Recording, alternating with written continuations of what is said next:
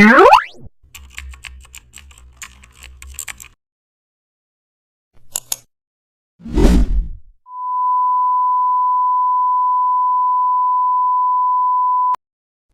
back to the channel. Don't forget to like, share, and subscribe my channel. Today, we will explore how to design studio quality edits.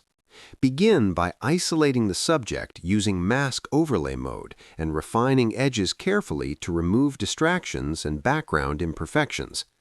Apply the mask and separate the subject from the background to allow precise control over lighting, tone balance, and color balance. Use curves and color balance adjustments clipped to the subject to recreate soft studio lighting and controlled contrast. Optional tips include adding subtle gradient masks or background falloff to mimic professional studio depth.